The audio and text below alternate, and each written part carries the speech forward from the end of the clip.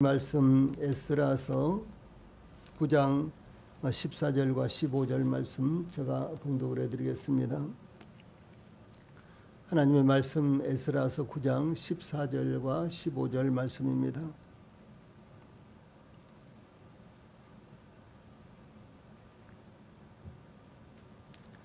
지금 봉독하겠습니다. 에스라서 9장 14절 15절 말씀. 우리가 어찌 다시 주의 계명을 거역하고 이 가증한 백성들과 통혼하오리이까? 그리하면 주께서 어찌 우리를 멸하시고 남아 피할 자가 없도록 진노하시지 아니하시리이까? 이스라엘의 하나님 여호와여, 주는 의로우신 이이니 우리가 남아 피한 것이 오늘날과 같사옵거늘 도리어 주께 범죄하였사오니 이로 말미암아 주 앞에 한 사람도 감히 서지 못하겠나이다 하니라. 아멘.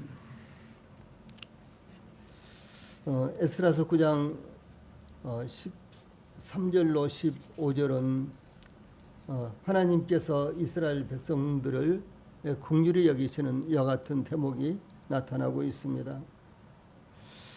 그래서 에스라는 이제 마지막 기도의 마지막 부분에서 먼저 13절에서 범죄에 대해서 시인하는 이와 같은 기도를 하고 있고, 그 다음에 14절에 가서는 이 반복되는 범죄에도 불구하고 하나님께서 이스라엘에게 긍휼을 베푸셨다라는 이와 같은 내용의 기도를 하고 있습니다. 그래서 하나님의 특별하신 긍휼에도 불구하고 바벨론에서 귀환한 이스라엘은 또다시 범죄했습니다. 즉 하나님께서 그들의 죄악을 따라 온전히 심판하지 않고 남겨두셨는데 그들은 또다시 범죄했던 것입니다. 그러므로 에스라는 14절에서 우리가 어찌 다시 주의 계명을 거역하고 이 가증한 백성들과 통혼하오리까? 라고 반문을 했습니다. 가장 핵심적인 죄악은 이방인들과의 혼인 문제였습니다. 혼인으로 말미암아 이제 이 피가 섞이게 되고 그리고 이제 결국은 이방인들이 섬기는 우상을 이스라엘 백성들이 받아들이게 되고 그래서 이제 이스라엘 백성들이 순결함을 잃어버리게 되고 또 결혼으로 말미암아 이제 생긴 2세들은 하나님을 섬기게 될지 이방신을 섬기게 될지 단정 지을 수 없는 이와 같은 어려운 상황이 계속된다라고 하는 사실이죠. 그래서 하나님께서 이방인들과의 결혼을 원천적으로 부정을 하셨습니다. 여기 주의 계명을 거역하고라는 말씀이 우리가 어찌 다시 주의 계명을 거역하고 그랬죠. 그래서 주의 계명을 거역하고는 이스라엘 백성들의 범죄는 하나님과의 언약을 깨뜨리는 행위인 것을 분명하게 지적하고 있습니다.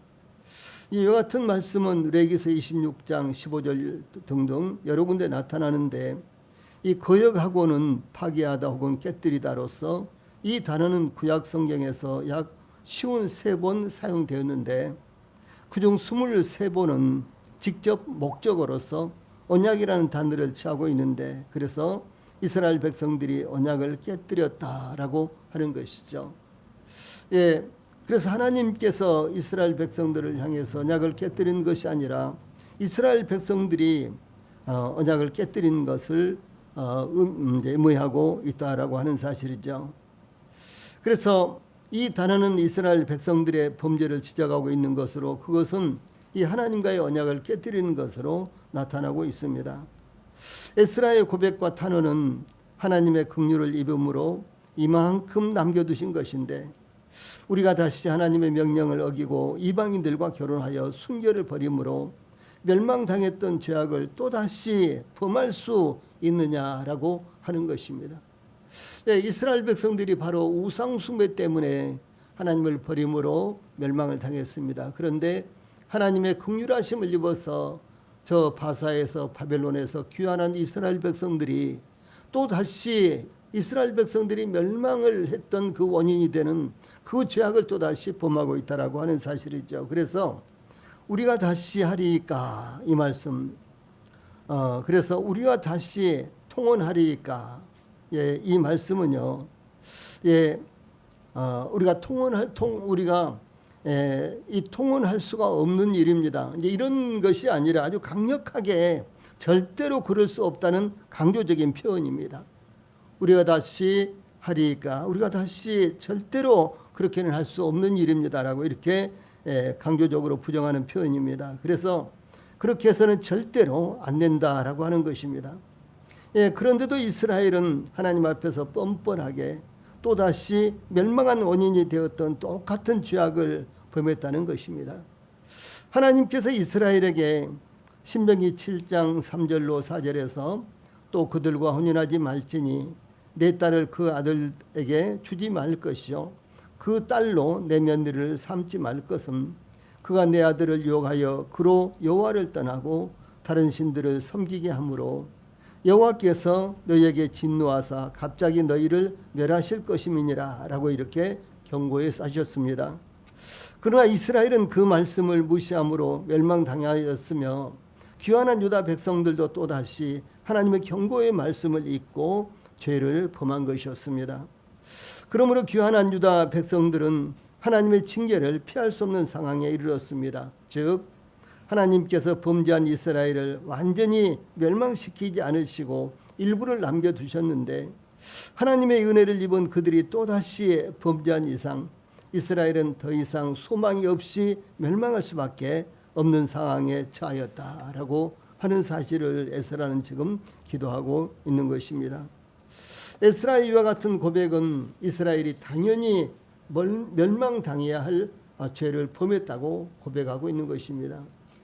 그러나 이스라엘의 멸망을 이제 바라보고 멸망시켜 달라고 이렇게 고백한 것은 아니었습니다.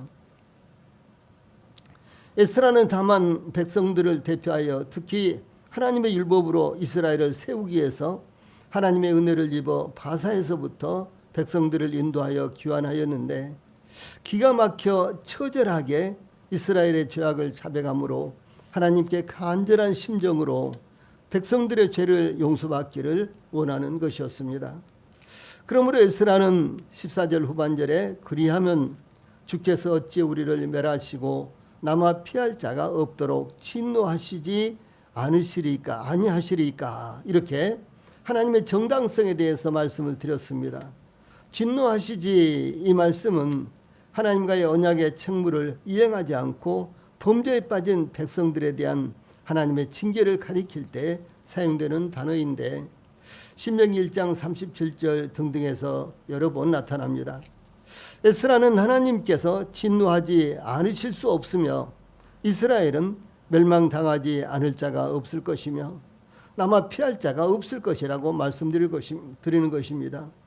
에스라는 이스라엘 하나님께서 주신 모세 율법에 익숙한 학자로서 에스라서 7장 6절에 그렇게 나오죠. 더 나아가 귀환한 백성들의 인도자로서 또 백성들을 위해서 탄원을 했던 것입니다. 이스라엘은 하나님의 은혜를 입은 백성이지만 하나님의 심판을 받을 수밖에 없게 되었으며 그 심판을 더 이상 피할 수 없는 상황이 되었다는 것이 판단되었던 것입니다. 즉 에스라는 하나님께서 더 이상 이스라엘을 징계하지 않으심으로 멸망시키지 않으실 수 없으셨다는 것을 말씀드리고 있습니다. 다시 말해서 에스라가 보는 관점에서도 귀환한 유다 백성들은 처음에 바벨론에 의해서 이스라엘이 멸망당했던 것처럼 똑같은 죄를 범하고 있는 이와 같은 모습을 보면서 귀환한 이스라엘 백성들이 그 유다 백성들이 또다시 멸망을 당할 수밖에 없게 되었다라는 것을 한탄하면서 하나님께 역시 탄원하고 있는 이와 같은 모습입니다. 그 다음에 15절에는 하나님의 의로우심에 기초한 기도를 드리고 있습니다. 우리가 어떤 배경을 가지고 또 무엇을 기초로 하나님 앞에 기도할 것인가. 거의 대체적으로 저희들은 하나님이 저희들을 사랑하신 것으로 인해서 저희들이 기도하고 있습니다. 또 뿐만 아니라 하나님께서 하나님의 자녀로 저희들을 삼아주셨고 하나님의 백성으로 저희들을 삼아주셨죠. 이와 같은 것을 붙들고 하나님 앞에 기도하는 것입니다. 더 나아가 하나님께서 저희들을 통해서 이제 저희들의 기도를 들어주시겠다고 약속하셨으며 또 저희들을 통해서 하나님께서 복음을 전하시기를 원하고 계시고 또 세상 모든 만민들에게 이 생명의 복음을 전할 것을 저희들에게 지시를 하셨기 때문에 저희들이 그와 같은 말씀들을 붙들고 의지하고 배경으로 저희들이 기도하고 있는 것입니다. 그런데 에스라는 이 본문에서 이제 하나님의 의로우심에 기초하여 하나님께 호소하는 기도를 드리고 있습니다. 에스라는 최종적으로 하나님의 의로우심에 호소하여 이스라엘의 죄를 자백을 했습니다. 그러나 에스라가 하나님의 의로우심에 기초하여 이스라엘의 죄를 자백하며 호소한 것은 범죄한 상황일지라도 자기 민족을 사랑함으로 하나님의 자비를 의지하여 어떻게든 용서받기 위한 것이었습니다. 이것은 에스라의 간절한 이와 같은 마음이고 그리고 백성들을 사랑한 그리고 백성들을 구원하고자 하는 이와 같은 간절한 마음이 되는 것입니다. 참으로 놀라운 것은 하나님께서는 하나님의 백성들이 죄를 범하여 하나님의 심판을 받을 수밖에 없는 상황일지라도 하나님께 드리는 기도를 들어주신다라고 하는 사실입니다. 그것이 얼마나 놀라운 것입니까? 그러므로 저희들은 어떤 경우라도 어떤 환경이라도요 하나님 앞에 기도하지 못할 것은 없는 것입니다. 다시 말해서 어떤 상황이더라도 저희들이 하나님 앞에 기도할 수 있다라고 하는 사실을 여기서 볼 수가 있는 것입니다. 에스라로서는 이 용서를 구한다는 것 자체가 뻔뻔하고 또 죄스럽다고 생각되었던 것이며 얼굴이 뜨겁게 느껴졌던 것입니다. 그러나 하나님의 사랑과 자비에 의존할 수밖에 없었으며 더 이상 물러설 수도 없었던 것입니다. 니에미야서 9장 33절에 그러나 우리의 당한 모든 일에 주는 공의로우시니 우리는 악을 행하였사오나 주는 진실이 행하였음이니이다. 이렇게 증가하고 있습니다. 니에미야도 동일하게 귀환한 유다 백성들을 볼 때 참으로 하나님 앞에 기도하지 않을 수가 없었다는 거죠. 그런데 그 기도를 어떻게 했느냐? 우리가 이방인들에게 여러 가지로 당하지만 그러나 주님은 공의로우신 분이십니다. 오직 저희들의 죄가 그와 같은 이 재앙을 만나게 했습니다라고 이렇게 고백하고 있는 것입니다. 이건 참 중요한 것입니다. 저희들이 기도할 때도 무조건 하나님 이렇게 해주십시오. 하나님 이렇게 해주십시오. 이렇게 기도하는 것보다도 우리의 잘못을 냉철하게 판단하고 하나님 앞에서 처절하게 자백하며 고백하고 그리고 하나님의 긍휼을 간절히 소망하는 이와 같은 기도가 필요하다라고 하는 사실입니다. 이와 같이 에스라도 니에미야도 비록 자기 백성들이 죄를 범하였을지라도 또다시 하나님의 징계를 받아 멸망당한다거나 고난을 당하는 것을 원하지 않았습니다. 그럴지라도 하나님께서 자기 백성들을 용서하시고 살려주기를 원했던 것입니다. 모세는 이스라엘 백성들이 범죄했을 때 하나님께 다시 나아가 출애굽기 32장 31절 32절에 보면 이스라엘 백성들이 이제 모세가 시내산에 올라가서 40일 40야를 그러니까 40주야를 하나님과 대면하고 있었을 때 이제 시내산 아래에 있었던 이스라엘 백성들은 우리를 인도했던 이 모세는 이제 어디로 갔는지 우리가 알 수가 없다. 그러므로 우리가 한 사람을 세워서 애굽으로 돌아가자라고 하면서 이제 금신상 금송아지를 만들어서 거기에 경배하고 이제 대표자를 뽑아서 인도자를 뽑아서 애굽으로 다시 돌아가려고 이렇게 했습니다. 모세가 이제 시내산에서 내려와서 이와 같은 광경을 보면서 하나님 앞에 기도합니다. 슬프도소이다 이 백성이 자기들을 위하여 금신을 만들어 싸우니 큰 죄를 범하였나이다. 금신, 금송아지를 만들었거든요. 그래서 큰 죄를 범하였나이다. 그러나 합의하시면 이제 그들의 죄를 사하시옵소서. 그렇지 않사오면 원컨대 주의 기록하신 책에서 내 이름을 지워버려 주옵소서. 이렇게 간구를 했습니다. 모세 이와 같은 기도는 자기 생명을 걸고 자기 목숨을 걸고 하나님 앞에 매달린 이와 같은 기도였습니다. 그래서 모세는 나의 생명을 속죄 제물로 삼으시고 이 백성을 대신하여 구원해 주십시오라고 하는 이와 같은 기도였다라고 하는 사실입니다. 그러므로 우리 성도들이 기도할 때 모세와 같은 이와 같은 심정, 그리고 느헤미야나 에스라와 같은 동일한 심령으로 기도해야 된다라고 하는 사실이죠. 그저 하나님 불쌍하니까 구원해 주십시오 이 정도가 아니라 정말 간절한 심령으로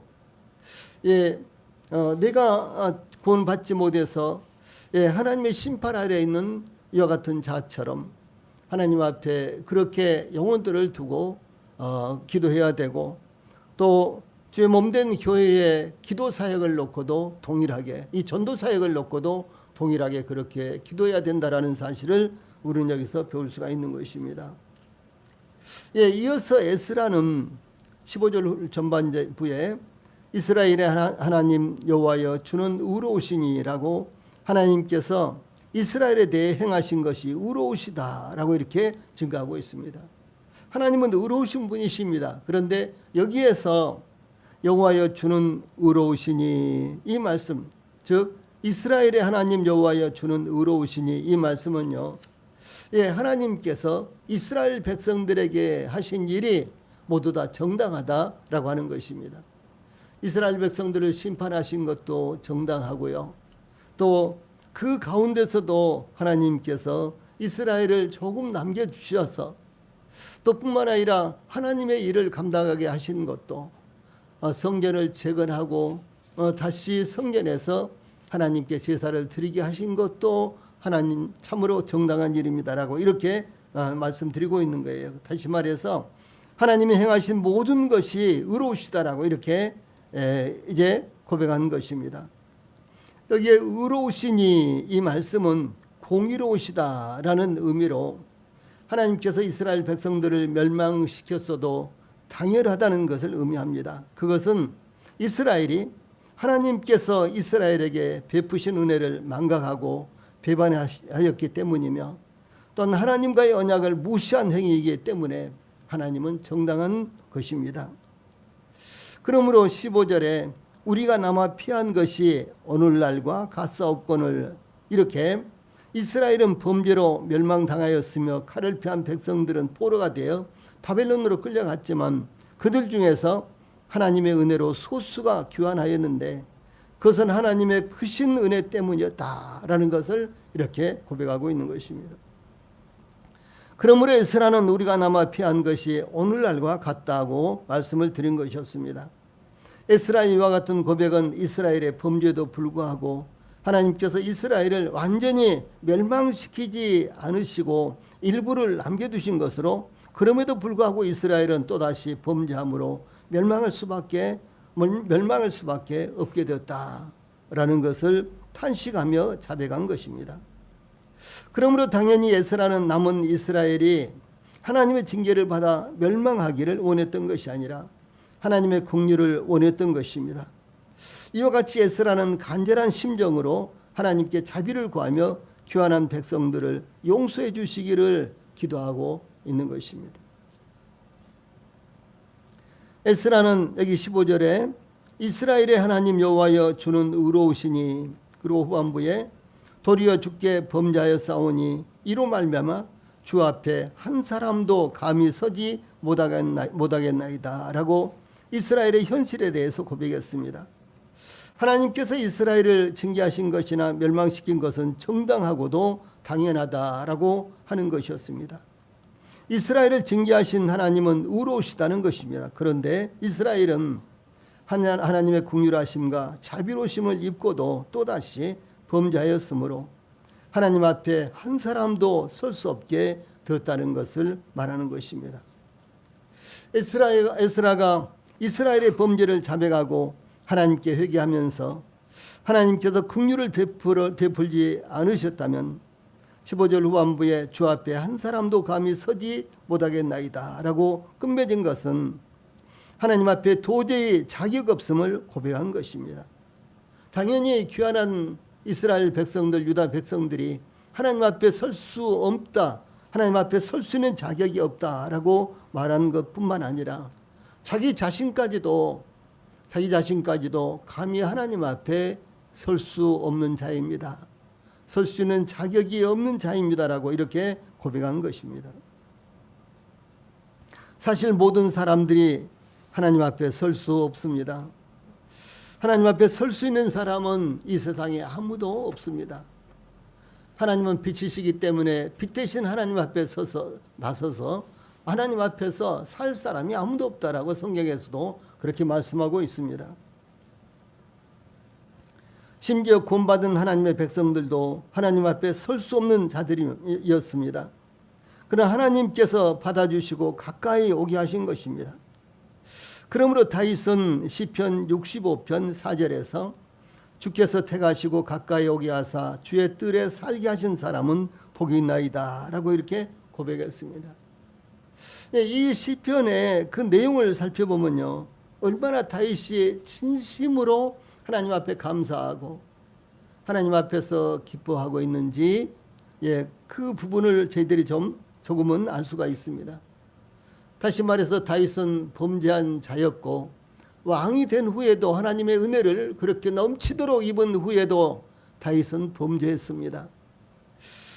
그래서 그가 비록 하나님 앞에 자백하고 또 용서를 받았지만, 그런데도 여전히 다윗은 자기 자신을 생각할 때 나는 하나님 앞에 도저히 설 수 없는 사람이야.